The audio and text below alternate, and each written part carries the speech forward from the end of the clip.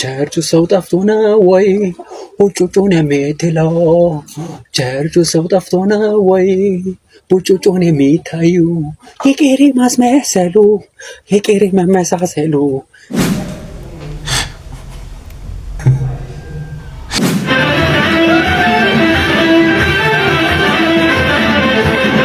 ዛር ነው።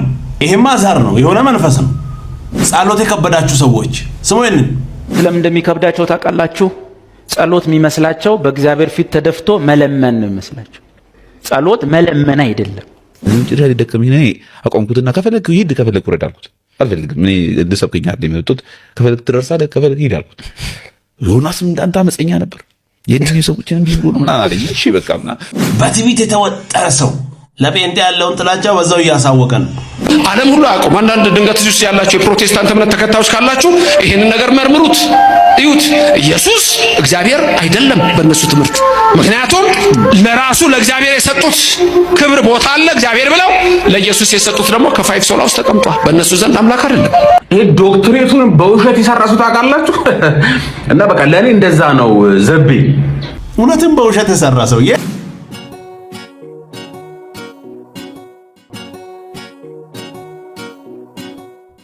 ሰላም እንዴት ናችሁ? የኢየሱስ ስም የተባረከ ይሁን። ኢየሱስ ብቻውን ያድናል። እንግዲህ ምንም ማድረግ አይቻልም። ላይክ በማድረግ ጀምሩ፣ ሰብስክራይብ በማድረግ የትም እንዳትሉ። ስሙኝ። ቸርቹ ሰው ጠፍቶ ነው ወይ ቡጩጩን የሚትለው? ቸርቹ ሰው ጠፍቶ ነው ወይ ቡጩጩን የሚታዩ? የቄሬ ማስመሰሉ የቄሬ መመሳሰሉ የቄሬ ማስመሰሉ የቄሬ ማስመሰሉ የቄሬ መመሳሰሉ የቄሬ ማስመሰሉ ፕሮግራም ገብተህ ቀና ብለህ ዞር ብለህ የአንተን መሳይ ኮንፈረንስ ገብተሽ ቀና ብለሽ ዞር ብለሽ የአንቺ መሳይ ያነ ይሳካልሻል ያነ ይሳካልሻል ያነ ይሳካልሻል ያነ ይሳካልሻል ያነ ይሳካልሻል ያነ ይሳካል። ሴቱ ሰው ጠፍቶ ነው ወይ? ዞር ብለህ አይዛብ ላይ ዘላ አትግባ። ካላመኑት ጋር አይቻልም። ስወይንንም ዓለም ሁሉ አቆም። አንዳንድ ድንገት ውስጥ ያላችሁ የፕሮቴስታንት እምነት ተከታዮች ካላችሁ ይሄንን ነገር መርምሩት፣ እዩት። ኢየሱስ እግዚአብሔር አይደለም በእነሱ ትምህርት። ምክንያቱም ለራሱ ለእግዚአብሔር የሰጡት ክብር ቦታ አለ እግዚአብሔር ብለው፣ ለኢየሱስ የሰጡት ደግሞ ከፋይፍ ሶላ ውስጥ ተቀምጧል። በእነሱ ዘንድ አምላክ አይደለም። ይሄ ዶክትሬቱን በውሸት የሰራሱ ታውቃላችሁ። እና በቃ ለኔ እንደዛ ነው ዘቤ የተረት አባት በቅንፍ ውስጥና ድሮ ሰዎች ወንጌል አማኞች እንዳይሰሙ፣ ጴንጤዎችን ሚሽን የሚባልበት ዘመን እንዳይሰሙ፣ ወንጌል እንዳይሰሙ፣ እንዳይከተሏቸው፣ ወደ ጌታ እንዳይመጡ ብዙ ነገሮች ይነገሩ ነበረ። በድመት ስጋ ነው የሚያቆርቡት፣ ቸርቻቸው ስትሄዱ በር ላይ መስቀልና የእመቤታችን ስዕል ይደረግና የረገጣችሁ ነው የምትገቡት ምናምን ይባላል። አሁን ህዝቡ እሱንም እየሰማ ለካ ሲሄድ ውሸት ነው፣ የለም እንደሱ በጌታ ይሆናል ሰው። አሁን ደግሞ በዘመናዊ መልኩ የተረት አባት ማኑፕሌት ለማድረግ እያሰበ ነው። ኢየሱስን አምላክ አይደለም ይላሉ ምናምን። የምርህን ነው? በቃ እንደው ዘላለም ዓለምህን ሶላ እንዳልክ ነው። ከሶላ ወጥ እኔ ሶላን እኮ ቸርች ውስጥ ራሱ እንዳንተ ተምረው ተሰብኬው እኮ አላውቅ። ኤቭሪ ዴይ በቃ እሷ ነቻለች። እና እውነታው እኛ የወንጌል አማኞች ጌታችን መድኃኒታችን ኢየሱስ ክርስቶስ እርሱ እግዚአብሔር ነው። አብ እግዚአብሔር ነው፣ ወልድ እግዚአብሔር ነው፣ መንፈስ ቅዱስ እግዚአብሔር ነው ብለን የምናምነው አንድ አምላክ ነው ያለን። አንድ አምላክ አብ፣ ወልድ፣ መንፈስ ቅዱስ በዛ እናምናለን። አይዞ አትልፋ። ሰው እንደሆነ ማምለጡ አይቀር። ሰው ወንጌል መስማቱ አይቀር። ሰው ማንበቡ አይቀር። እንደ ድሮ አንተ እኮ ስፑን ፊዲንግ እንደሱ አይደለም። ህዝብ ያነባል፣ ህዝብ ይጠይቃል። እንደውም እኮ ልንባል የሚገባው ይሄ ነው። ካስጠረጠረን ልንጠረጠር የሚገባው እነሱ ኢየሱስ ክርስቶስን ብቻ ነው አምላክ የሚሉ ምናምን ያስብላ። ትንሽ ኢየሱስ ስለምናበዛው ብለህ ኢየሱስን አምላክ አይደለም ይላሉ ትላለህ። ምን አይነት በየአይነት በተረት ነው ዶክተሬቱን። እውነት ነው ያስብላል። እኔ ይቅርታ አድርጎ እንጂ ታሳምቶ የማይታወቅ አዳዲስ ውሸት እኮ ነው የሚናገሩት። አዳዲስ አይ ዶክተር ዘበና ና ወደ ኢየሱስ ብቻውን ያድናል። ከሱ ውጭ መንገድ የለም። ምንም ማድረግ አይቻልም። ሰውየንም ያለነውን ጸናለን ማለት አሁን ነው። ጉድ በል እስኪ የእናትና አባቱን ሃይማኖት ቀየረ። ይህን ያምን ብለው በኔ ላይ ተነሱ። ይሄንን ቪዲዮ ሪፖስትና ሼር እያደረጋችሁት አንገታችሁ ላይ ማህተብ ያለው ሁላ ለነዛ እምነት መቀየር ፋሽን ለሆነባቸው ሰዎች ሼር አድርጉልኝ። ከዚህ ፍቅር ጌታ ወዴት አሁን ቀደም ስንሰማ የነበርነው ውሸቶች እንደዚህ አይነት ትውልድን እያፈራል። ሰው መጽሐፍ ቅዱስን ካነበበ ካወቀ ወደ ኢየሱስ ይመጣል። አለቀ። የምን ሃይማኖት መቀየር የምን እንትን አንተ በውሸት ሸፋፍና ያስቀመጥከውን ገልጦ ማንበብ ሲጀምር ይቀይራል። ወደ ኢየሱስ ነው ግን ወደ ተረት አይደለም። ምንም ማድረግ አይቻልም። አጋንንት እየተቃጠለ ነው። ትውልድ ሲወጣ ተከታትሎ ከመጣ በኋላ ራሱ እንዲመለስ ማያደርገው ጥረት የለም። ምንም ማድረግ አይቻልም። አመለጠ ወይንም ስማ ድንግል ማርያም መጽሐፍ ቅዱስ ላይ እንደማታማልድ የተናገረበትን የመጽሐፍ ቅዱስ ክፍል ንገረኝ። ስለዚህ ደግሞ መጽሐፍ ቅዱስ ላይ የለም። መጽሐፍ ቅዱስ ላይ ማርያም ታማልዳለች ተብሎ አልተጻፈ። እንግዲህ እኛም በቃ ብለናል። ይበቃል። የለም ዋናው ይሄ ነው። ከዚህ በፊት በጣም ይከራከሩ ነበር። አለ ምናምን የለም ማለት ስታጣ በቃ የለም ነው ዋናው። የለም ትውልድ ይሄንን ይወቅ። የለም ሰው ሰራሽ ትምህርት ነው። ክብር ለኢየሱስ ይሁን። ከጠጅ ቤት ሄዱ ደግሞ እንደዚህ ይከራከራሉ። ምንም ማድረግ አይቻልም። የለም በቃ ስማይንንም እንድሮ አርቲስቶቹ አልተቻሉም። ደግሞ እኛዋን መጣች ሲስሞታለች። ፀሐይ ትወጣለች፣ ትገባለች፣ ይመሻል፣ ይነጋል። ከፀሐይ በታች ምንም አዲስ ነገር የለም። ያልተወራ እንጂ ያልተደረገ ነገር የለም። ነገር ግን ሁልጊዜም አዲስ ማለዳ በጌታ ደስ ይበላችሁ፣ ሁልጊዜ በጌታ ደስ ይበላችሁ እንደተባለ ሁልጊዜም በጌታ ደስ ይበለ። የእውነት ነው የምላችሁ፣ በዚህ ምድር ላይ ሁሉም ነገር ቢኖራችሁ ይሰለቻል፣ ያልፋል። ነገር ግን እግዚአብሔርን የያዘ ሰው ግን ዕለት ዕለት ደስተኛ ነው የሚሆነው። እግዚአብሔርን የተጠጋ ሰው በቃ ከሱ ውጪ ምንም ነገር የለም ብሎ ያመነ ሰው የማያውቀው ደስታ ወደ ህይወቱ ይመጣል። ለኔ የሆነልኝ ያ ነው። ሁልጊዜም ዕለት ዕለት በጌታ ደስ ይለኛል። እኔ የምሰጣችሁ ሰላም ዓለም እንደሚሰጣችሁ አይደለም ተብሎ ተጽፏል። ታቱም ዘንድሮ በአርቲስቶች መንደር የሆነ ነገር አለ። ኢየሱስ ብቻውን ያድናል። በቃ እያመለጠ ነው ትውልድ። ኢየሱስ ብቻውን ያድናል። ምንም ማድረግ አይቻልም። ወደ ህይወት ይመጣል ሰው፣ ከሞት ያመልጣል። ምንም ማድረግ አይቻልም። ክብር ለኢየሱስ ይሁን። ስሙኝንም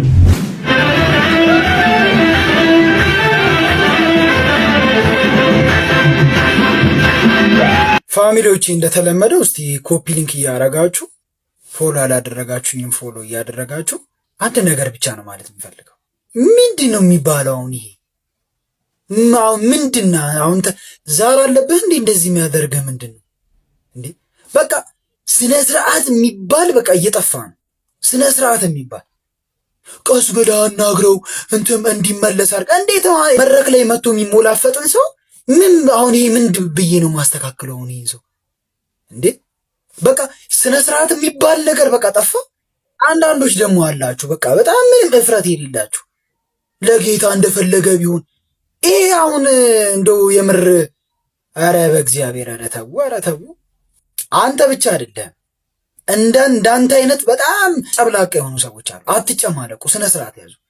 እንዴ እያየናችሁ ዝም ስንል እንዲህ አይነት እብደት ምን ማለት ነው? እንዴ ስነ ስርዓት አይኖራችሁም? አሁን እናንተ ናችሁ ደግሞ የምታሰድቡ። እንደናንተ አይነት አግድም አደግ ስነ ስርዓት የሌለው ነው እየመጣ እንደዚህ የሚያሰድቡ። ስነ ስርዓት ያዙ። እስቲ መድረክ ላይ የምትሆኑት ምን ማለት ነው? እኔ በጣም ነው የተቃጠልኩት። ጌታ በጣም ነው ያናደደኝ። ስነ ስርዓት ያዙ። በቃ እዛ እንደፈለክ ተንከባለል። ስፈልግ አትልቀቁ ቪዲዮ፣ እንደዚህ አይነት ቪዲዮ ስፈልግ እዛ ብቻህን እንደፈለክ እንትን ማድረግ ትችላለህ። እዚህ እየመጣችሁ አታሰድቡ። ኮፒ ሊንክ እያደረጋችሁ ሜንሽን እያደረጋችሁ የሚደርሰው ከሆነ አድርሱለት። በነገራችን ላይ እኔ ግራ የገባኝ ማለት መድረክ ላይ እንደዚህ አይነት ነገር ታደርጋላችሁ። አሁን ይሄ ከአጋንንት አምልኮ ምንም መለስ የሚል ነገር አይደለም ለኔ፣ ያው ነው። ግን ቲክቶክ ላይ ምን እንድባል ነው? በጣም እያመለክ ነው፣ ጎበዝ እንድትባል ነው። ምን ለማለት አስባችሁ ነው አሁን ቲክቶክ ላይ የምትለቁት? እናንተ ምክንያት ብዙዎች እየተሰደቡ ነው። እንደዚህ አይነት በግራ የተጣመማችሁ ሰዎች የምትሰሩት ስራ እኮ ለብዙዎች እንቅፋት እየሆነ ነው። ኧረ ስነ ስርዓት ያዙ በኢየሱስ ክርስቶስ ስም። ኢየሱስ ያድናል። ቀዝቀዝ በሉ፣ መሬት ያዙ። ኢየሱስ ብቻውን ሕይወት ይሰጣል። እንግዲህ ምንም ማድረግ አይቻልም። ስሙኝንም ፓስተሮች ትጭናል። ማረሰው ፓስተር አለው። አንዴ እሑድ የሆነች ልጅን ፍየል ቤት አድርሼ እሱ ቡልቡላ ጠየቀኝ። ጫንኩትና ይሄን ስም ማን ነው? ዮናስ ነው። ዮናስ የሚገርም ስም። ስለ ዮናስ ታሪክ ታውቃለህ? አውቃለሁ ምናምን። እኔ ወሬ ልናይቀጥል ነው። ዮናስ ምናምን ብሎ ጀምረና አውቃለሁ ምናምን አልኩት። እኔ እኮ አነባለሁ ምናምን። ታነባለህ ቤት? ስለዚህ ፈሳፋ ሐሳብ እንትን ትሆናለህ ምናምን ብቻ እንትን አድርገኝ። ከዚህ መጨረሻ ሊደከመኝ ነው አቆምኩትና ከፈለክ ሂድ ከፈለክ ውረድ አልኩት። አልፈልግም እኔ እንድሰብከኝ አይደል የመጡት። ከፈለክ ትደርሳለህ ከፈለክ ሂድ አልኩት። ዮናስም እንዳንተ አመፀኛ ነበር። የእንትን ሰዎችን ቢሉ ነው ምናምን አለኝ። እሺ በቃ ምናምን ከዛ መሄድ ጀመርን ማለት ነው። ከዛ መጨረሻ ላይ ዮናስ ይኸውልህ በህይወትህ በቃ ካመንክ ምንም ነገር ይሆንልሃል አለኝ። ስለስላመንክ ብቻ አይሆንም። ምን እንጃ አንተ በቃ ልብ ውስጥ ስለማያምን ነው። አንተ ታምናለህ አልኩት። እስቲ አሁን ዮናስ ሳያስከፍለኝ እወርዳለሁ ብለህ እመን አልኩት። ከዛ በኋላ ሳላስከፍልህ ውረድ ሴጣን ደውበት። ከዛ እሱ ራሱ ሳቀ ማለት አመፀኛው ዮናስ ሂሳብ ያስከፍለኝ በስም ምናምን አለኝ። እሱን ሰው ያረሰው ከፍሎ ነው የወረደው። እሱን ነበር ማራግፍለት ጥርሱን ነበር ማራግፍለት። ታራግፋለህ በሰማይ ይቆጠራል። ስራ ነው። በትዕቢት ተወጥሯል። ለጴንጤ ያላቸውን ጥላቻ የሚያሳዩበት መንገድ ነው። ሌላ ምንም የለም። ሰውየውም ብሎም ሊሆን ይችላል ላይሆንም ይችላል። ንግግሩን በደንብ አድርጋችሁ ካያችሁ ለጴንጤ ያለውን ጥላቻ እያሳየ ነው። እዚህ ጋር ግዳንግድ መስቀል እዚህ አንገት ላይ ጥርሱን ነበር ማራግፍ። በኮንፊደንስ ይናገራል። ትዕቢት ውድቀትን ያመጣል። አቤት ተወጣጥሮ ላይ ለነገሩ ጌታ ኢየሱስን ያላወቀውንና ያልተቀበለውን ሰው ለምን እንዲህ ትሆናለህ ማለት አይቻልም። ኦሬዲ በአጋንንት እጅ ውስጥ ያለ ሰው በትዕቢት ተወጥሮ ሌላ ታሪክ ወደ ኢየሱስ ና ከዚህ ጉድ ያድናል። ምንም ማድረግ አይቻልም። ኢየሱስ ብቻውን ሕይወት ይሰጣል። ኑ ወደ ኢየሱስ። ጸሎት የሚከብዳችሁ ሰዎች ይሄንን በደንብ አድርጋችሁ ስሙ። ብዙ ሰዎች ጸሎት ለምን እንደሚከብዳቸው ታውቃላችሁ? ጸሎት የሚመስላቸው በእግዚአብሔር ፊት ተደፍቶ መለመን ነው የሚመስላቸው። ጸሎት መለመን አይደለም። መለመን በጸሎት ውስጥ ካሉ ብዙ ክፍሎች አንዷ ክፍል ነች። ሰዎች ግን እቺን አንድ ክፍል ጸሎት ብለው ይጠሯታል እና ሁሉ ጊዜ ጸሎት ለነሱ መለመን ይመስላቸው። እግዚአብሔር ፊት ቀርቦ እግዚአብሔርዬ አሁን ደግሞ እለምንሃለሁ፣ እግዚአብሔር ሆይ አሁን ደግሞ አንዳንዱ ሰው ልመናው ሲያልቅበት አሁን ደግሞ ለወንድም እንትና ለምንለታለሁ። በተወካይነት መለመን ሁሉ እንጀምራለን። ልመና ስለሚመስለን ይሰለቸናል። አንድ ሁለተኛ ጸሎቱ ያልቅብናል። በዛ ሁሉ ውስጥ የሚገኝ ደስታ አለ። በአምልኮ ውስጥ የሚገኝ ደስታ አለ። ላሳጥርላችሁና በዛ ታላቅ አምልኮ ውስጥ እግዚአብሔርን በማምለክ ውስጥ ያለ ደስታ አለ። እውነተኛ ደስታ የሚገኘው በኢየሱስን በጉን ይዘን በእግዚአብሔር ፊት በመቅረብ ስንደሰት ነው። ደግሞ ዋስትና አለው። እንዳንፈራ ምን ይዘናል? በግ ይዘናል። ጸሎት አብዛኛው ክፍሉ በምን የተሞላን? ምስጋና። ሲጀመር በምን? በምስጋና እንጂ እንደገባ ተንበር እግዚአብሔርዬ እለምንሃለሁ ተብሎ አይጀመር። ምን አይነት ልጅ ነው የሚባለው? ሁሌ የምትመጣው እኔ ጋር ይሄን አርግልኝ ይሄን አርግልኝ። እስቲ አንድ ቀን ታንኪዩ ፋዘር በል ነው የሚል። እስቲ አንድ ልጅ አባቱ ጋር መጥቶ ዳዲ አቤት ወድሃለሁ ሲል አይ ላቭ ዩ ሲልና ሁሌ ይመጣ ዳዲ ከረሜላውስ ሙዙስ ሲል አባትዮ ራሱ ምን ይላል? አመጣልሃለሁ ሰጣለሁ። በጠዋቱ ገብቶ ሆዱን ቢበላ ግን ዳዲዬ ብሎ ጺሙን እየነካ ምንም አታምጣልኝ እሺ አይ ላቭ ዩ ወድሃለሁ ቢል ቀኑን ሙሉ ነው ቤት ስራ ሰጥቶ የሚውለው። አንድ ሙዝ ለምኖ ኪሎ ነው ይዘህ የምትመጣው። የአባትና የልጅ ጉዳይ ያ ይመስለኛል። ሁሌ ያንተ ከረሜላ ሙዝ ማለት ጥሩ አይደለም። በመጀመሪያ ላመስግን ስለምን በሌላ ልጀምር መካከልስ በመካከልም ልጨማምርበት ስለምን በሌላ ልቀጥል ስንጨርስስ በመጨረሻም በመቋጫዬ አምልኮ ይኸው ላንተ ጌታዬ በመጨረሻው መደምደሚያዬ ምስጋና ይኸው ላንተ ጌታዬ። በምን ይጀምራል? ምስጋና። መሃሉ ምስጋና፣ መጨረሻው ምስጋና። እዛው ምስጋና መሃል የሆነ ነገር ትዝ ብሎ ልትለምን ትችላለህ። መጀመሪያ ግን አንድ ሰው ጠዋትም ይሁን ከሰዓትም ይሁን ማታ ኤኒ ታይም ወደ እግዚአብሔር የሚቀርበው ምን ለማድረግ ነው? ለማምስ አብዛኞቻችን መቼም ከሳሾች ነው የምንመስለው። ቁጭ እንላለን የሆነ ነገር ተናግረን ወዲያውኑ ልመና ውስጥ ይሄንን አፍርስ ይሄንን አድርግ ሁላችንም አለን። ስለዚህ ማስተካከል አለብን፣ ማመስገን አለብን። እግዚአብሔር ገና ተናግረን ብለን ጮኸን አይደለም፣ ቀድሞ ነው ያውቃል። እናመስግን። ደስ የሚል ቆንጆ መልእክት ጸሎት ለከበዳችሁ ሰዎች ሰምታችኋል። ክብር ለኢየሱስ ይሁን። ስሙ ይህንንም ዝቅ ያለ ላይፍ መኖር እግዚአብሔር ከኛ ጋር ያለ መኖሩ ምልክት አለ። ይሄን ያባት ዝቅ ብትይም አብሮሽ ዝቅም ሲያው አሚን በልባክ ዘመን አለ በልባክ እንደገና ጊዜ አለ በል ሰዓት አለ በል የከፍታ ደግሞ ጊዜ አለ። ክብር ለጌታ አምጣ። ዝቅ እንዳልከው እግዚአብሔር ደግሞ አንተን ከፍ የሚያደርግበት ይኸውልህ። አንዳንድ ጊዜ በላይፍ ዝቅ ትላለ፣ በኑሮ ዝቅ ትላለ፣ በፋይናንስ ዝቅ ትላለ፣ በሰዎች በቃ የሆነ የዝቅታ ቀኖች አሉ። ደስ የማይሉ መንገዶች አሉ በህይወት እኮ ግድ እኮ የለቅሶ ቀን አለ፣ የብቸኝነት ቀን አለ፣ የመከፋት አንተ እኮ እየከፋህ ነው፣ ግን እግዚአብሔር አብሮ ነው። የሚገርመው እኮ ነገር እሱ ነው። ሻራባስ ሲሸጡት እግዚአብሔር አብሮት ሄደ። ነጎደ ጌታ። ልጁ እያለቀሰ ነው። በደንብ ስሙ። ልጁ እያለቀሰ ነው። ግብፅ አገር እንደገባ እግዚአብሔር አብሮት ቢሆንም የአንድ ግብፃዊ ግን በረት ጠራጊ ነው የሆነ። አይገርም? እግዚአብሔር አብሮት ያለ ሰውዬ የአንድ ግብፃዊ የቤት ሰራተኛ ነው የሆነ። ቤት አጽጂ ነው የሆነ። ዝቅ ያለ ላይፍ ነው የኖረው። ደስ የሚል ቆንጆ መልእክት። ዛሬ ዝቅ ያለ ቦታ ላይ የሆነ አለ አይመችም አትበሉ። በቃ ነገ ጊዜ አለ፣ ከፍ ያደርጋል እግዚአብሔር ራሱ። እውነት እኮ ነው። እኛውም እናውቀዋል። በቃ ዮሴፍ ወደ ግብፅ ተሸጠ፣ ከዛ በኋላ ንጉሥ ሆኖ በወንድሞቹ ፊት ይሄን በቃ ከላይ በተደጋጋሚ ይሄ ብቻ ነው የሚሰበከው። ለምን መንገዱስ ያለፈበትስ? እውነት እኮ ነው። በቃ ዝቅ ለማለት አትፍሩ፣ እግዚአብሔር ከፍ ያደርጋል። ክብር ለኢየሱስ ይሁን። ደስ የሚል ቆንጆ መልእክት። ስሙኝንም ጊዜን የሚያስቱን በአእምሮ መነዳት ስንጀምር ነው። አንዱ ከጌታ የተጣላው ሳኦል ተቀብቷል እኮ ለ2 ዓመት። ከ2 ዓመት በኋላ ዝሙት አልሰራም፣ ጣዖት አላመለከም፣ ኢቭን ሰው አልገደለም። በአንድ ነገር ላይ ተላለፉ። በጌልጌላ 7 ቀን ትጠብቀኛለህ፣ ከ7 ቀን በኋላ እኔ እመጣለሁ፣ የምታደርገውን እኔ እነግርሃለሁ አለው። የጊዜ ጉዳይ ነው የነገረው። ምን ሊያደርግ እንደሚነግረው አምላክ ነው የሚያውቀው። እና ሳኦል የተባለው ጠብቀኝ። ፍልስጤሞች ደግሞ በ3 አቅጣጫ መጡ። ታውቃላችሁ? አቤት ከእግዚአብሔር ጊዜ እንድትተላለፉ የማይቆፍረው ድንጋይ ነው። የእሱ ወታደሮች ካዱት። ፍልስጤሞች በ3 አቅጣጫ መጡ። ሳሙኤል እንደዘገየ መሰለው። 6 ቀን ተኩል ላይ እንደምንም ጥርሱን ነክሶ ጠበቀ።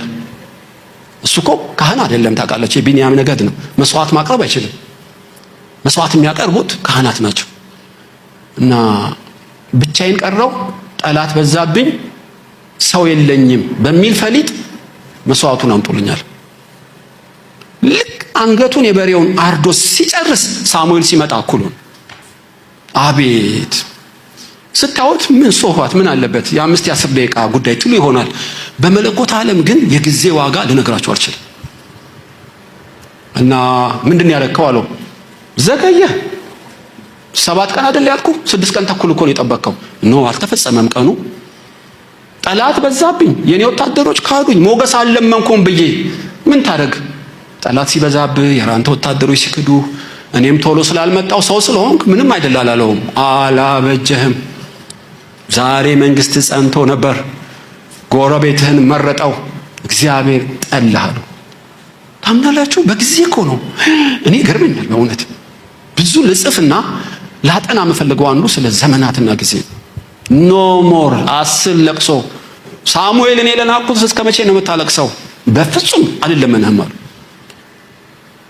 ስለ ጊዜ ሁሉ ነገር በጊዜ ይሆናል። ደስ የሚል ቆንጆ መልእክት። ኢየሱስ ብቻውን ያድናል። እንግዲህ ምንም ማድረግ አይቻልም። ቀጣይ በሌላ እንገናኛለን። ሰብስክራይብ፣ ሼር፣ ላይክ ማድረጋችሁን እንዳትረሱ። ወዳችኋለሁ። ተባረኩ።